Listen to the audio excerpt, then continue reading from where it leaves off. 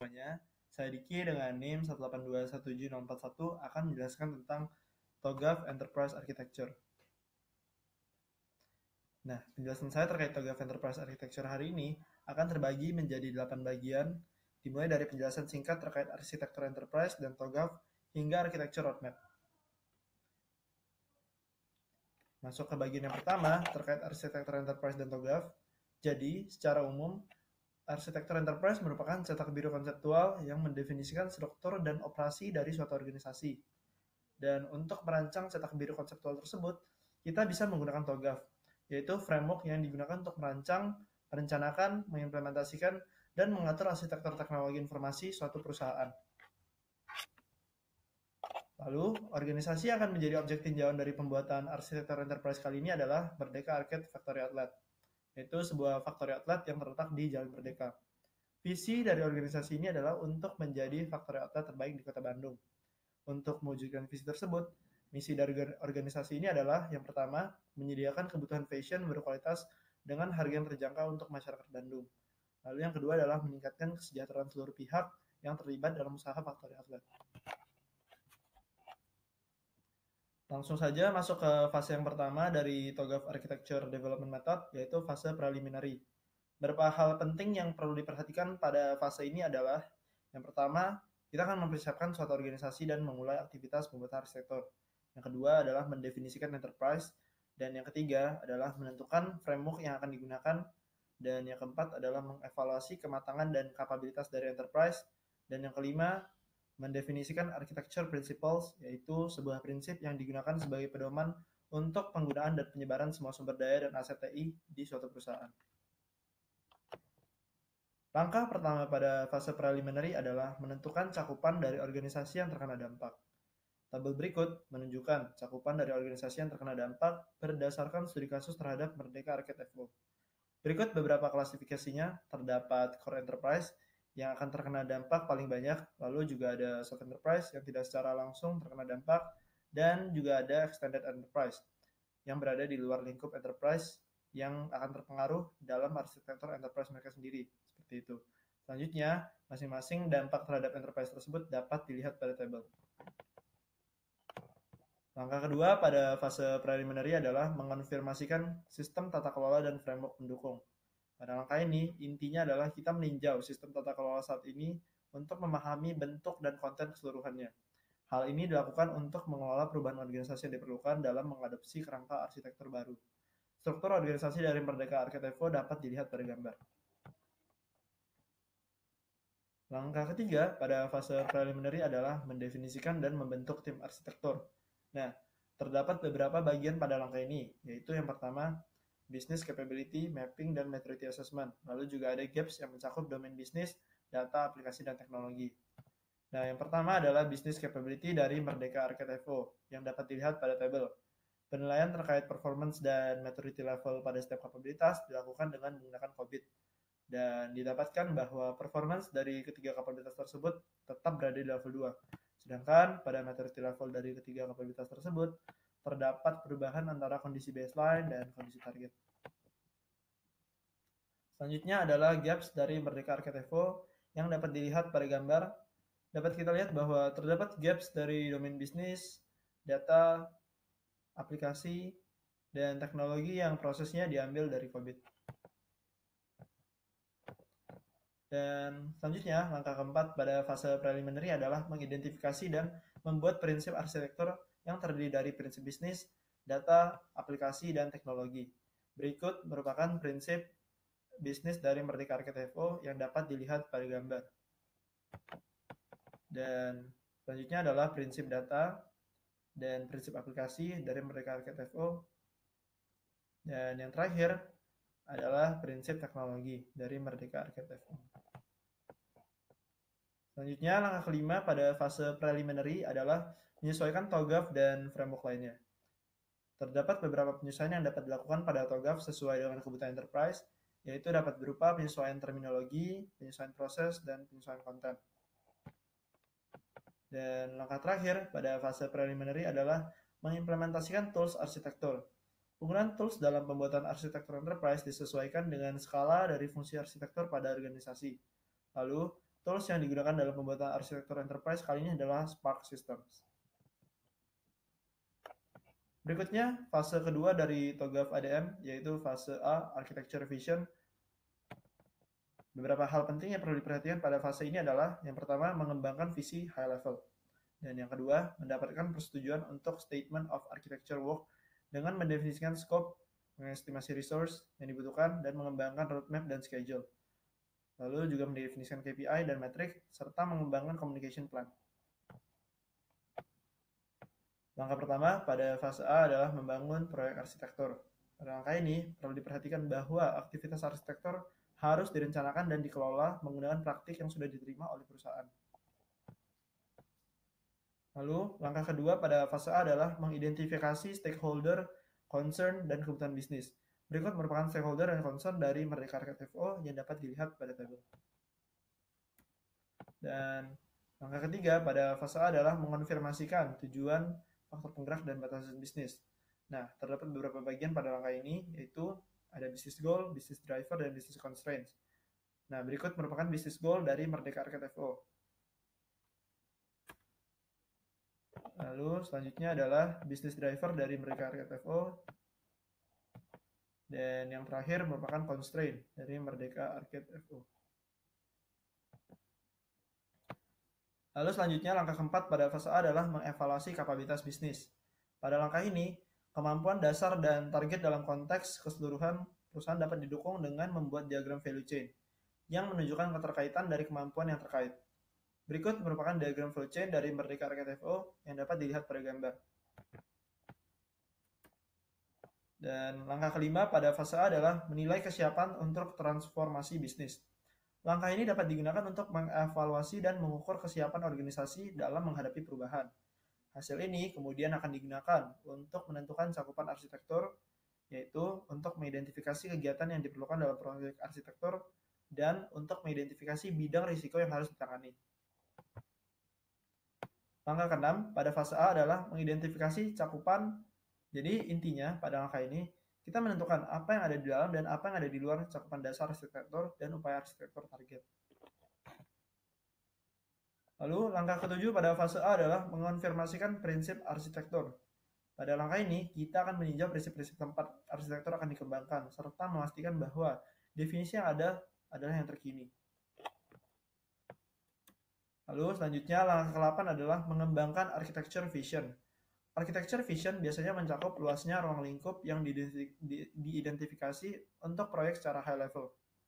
Praktik umum adalah dengan menggambar diagram konsep solusi sederhana yang menggambarkan secara ringkas komponen utama dari solusi dan bagaimana solusi tersebut akan menghasilkan manfaat bagi perusahaan. Berikut merupakan diagram konsep solusi sederhana dari Merdeka Architect FO yang dapat dilihat pada gambar. Dan selanjutnya, langkah ke-9 dari fase A adalah mendefinisikan nilai dari target arsitektur dan KPI. Beberapa hal yang dilakukan pada langkah ini berupa pengembangan kasus bisnis untuk arsitektur dan perubahan yang diperlukan, penilaian dan penetapan persyaratan pengadaan, dan selanjutnya. Dan langkah ke-10 dari fase A adalah mengidentifikasi resiko transformasi dan aktivitas mitigasi. Berikut merupakan tabel yang memetakan risiko dan mitigasi yang dapat dilakukan dari Merdeka Architect FO. Dan langkah terakhir pada fase A adalah mengembangkan Statement of Architecture Work.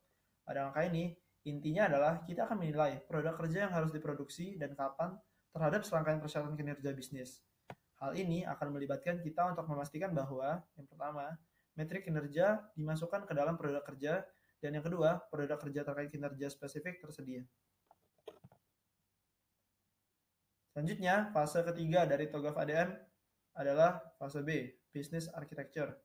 Beberapa hal penting yang perlu diperhatikan pada fase ini adalah yang pertama, mengembangkan dasar arsitektur bisnis, lalu mengembangkan target arsitektur bisnis, dan yang terakhir adalah mengidentifikasi kesenjangan antara kondisi dasar dan kondisi target. Berikut merupakan level konseptual dari aspek bisnis yang berisi business function dari Merdeka Architect FO. Dapat kita lihat bahwa tidak terjadi penambahan pada bagian business function karena penambahan business service kategori sales management pada kondisi target masih termasuk ke dalam business function kondisi baseline. Dan masih pada level konseptual dari aspek bisnis, tetapi kali ini merupakan bisnis service dari Merdeka Arcade FO. Dapat kita lihat bahwa terdapat penambahan pada bisnis service, yaitu yang pertama QRS payment pada kategori electronic payment, lalu yang kedua adalah ada online dan offline katalog pada kategori sales management, dan yang ketiga garage dan family package sale pada kategori marketing di strategi maksudnya. Lalu selanjutnya merupakan level logical dari aspek bisnis yang berisi BPMN pada kondisi baseline dari Merdeka Arcade FO. Dan ini merupakan BPMN pada kondisi target. Lalu, pada level physical terdapat proses allocation dari Merdeka Arcade FO seperti yang dapat dilihat pada tabel. Berikutnya, fase ketiga dari TOGAF ADM yaitu fase C, AS Architecture terkait data. Beberapa hal penting yang perlu diperhatikan pada fase ini adalah yang pertama, mengembangkan dasar arsitektur data. Lalu yang kedua adalah mengembangkan target arsitektur data. Dan yang ketiga, mengidentifikasi kesenjangan antara kondisi dasar dan kondisi target. Berikut merupakan level konseptual dari aspek data yang berisi information subject area dari Merdeka Arcade FO. Dapat kita lihat bahwa tidak terjadi penambahan pada bagian information subject area karena penambahan bisnis objek pada kondisi target masih termasuk ke dalam information subject area kondisi baseline. Dan masih pada level konseptual dari aspek data, tetapi kali ini merupakan bisnis objek dari Merdeka Arcade FO. Dapat kita lihat bahwa terdapat penambahan pada bisnis objek, yaitu yang pertama adalah paket dan katalog pada information subject area produk, yang kedua strategi promosi pada information subject area management, dan yang ketiga adalah QRIS pada information subject area accounting. Selanjutnya merupakan level logical dari aspek data yang berisi ERD pada kondisi baseline dari Merdeka Arcade FO. Dan ini merupakan ERD pada kondisi target dari Merdeka Arcade FO. Terakhir adalah level fisikal dari aspek data yang berisi sequence diagram pada kondisi baseline dari Merdeka Arcade FO. Dan lagi-lagi ini merupakan sequence diagram pada kondisi target. Lalu selanjutnya adalah fase ketiga dari TOGAF ADM yaitu fase C, AS Architecture terkait aplikasi. Nah, beberapa hal penting yang perlu diperhatikan pada fase ini adalah yang pertama, mengembangkan dasar arsitektur aplikasi. Lalu yang kedua adalah mengembangkan target arsitektur aplikasi. Dan yang ketiga, mengidentifikasi kesenjangan antara kondisi dasar dan kondisi target. Berikut merupakan level konseptual dari aspek data yang berisi application service dari Merdeka Arcade FO. Dapat kita lihat bahwa terjadi penambahan pada application service, yaitu yang pertama, katalog software pada kategori marketing, yaitu sebuah layanan aplikasi untuk mengolah dokumen yang berisi teks dan gambar dari suatu produk. Dan yang kedua adalah QRIS pada kategori payment, yaitu sebuah layanan aplikasi untuk melakukan pembayaran digital menggunakan metode QR Code. Dan selanjutnya adalah pada level logical dari aspek aplikasi yang berisi logical application architecture dari Merdeka Arcade FO. Dapat kita lihat bahwa terdapat penambahan pada logical application architecture yaitu yang pertama adalah online katalog pada sisi software, dan yang kedua adalah smartphone dan portal pada sisi end user computing.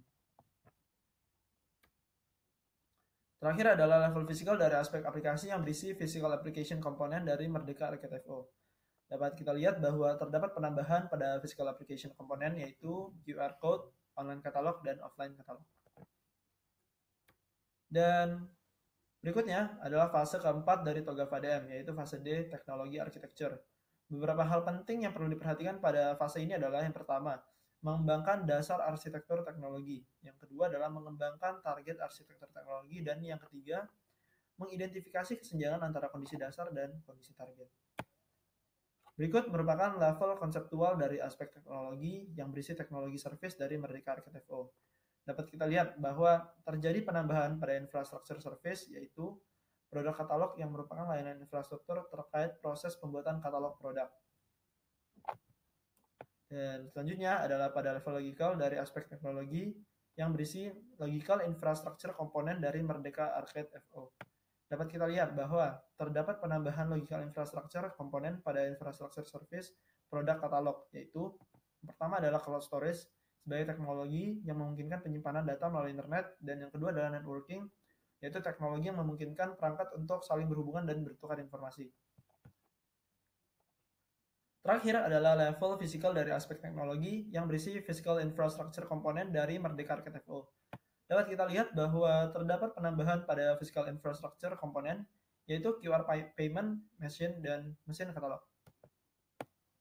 Dan bagian terakhir dari penjelasan saya hari ini adalah architecture roadmap, yaitu sebuah cetak biru strategis yang menyampaikan bagaimana suatu perencanaan IT di sebuah perusahaan akan membantu organisasi mencapai tujuan bisnis. Pada architecture roadmap, individual work package dicantumkan pada suatu timeline untuk mewujudkan target arsitektur. Berikut merupakan daftar proyek dan manfaat dari Merdeka Rakyat FO. Dapat kita lihat bahwa terdapat 5 proyek, ada katalog offline, katalog online, pembayaran melalui QRIS, product bundling, dan get sale. Dan bagian selanjutnya adalah Time Oriented Migration Plan dari Merdeka Rakyat FO, yang terdiri dari Migration Plan dan Migration Options. Pada gambar, terdapat Migration Plan dari Merdeka Rakyat FO yang menunjukkan timeline dari pengerjaan proyek.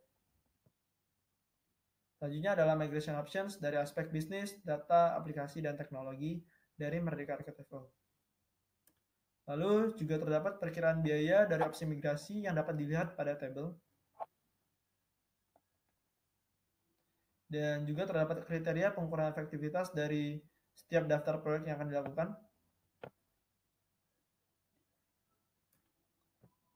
Dan yang terakhir adalah Solution Building Block, yaitu merupakan kumpulan komponen arsitektur yang bersama-sama membentuk blok bangunan untuk menuju keadaan target dari keadaan baseline.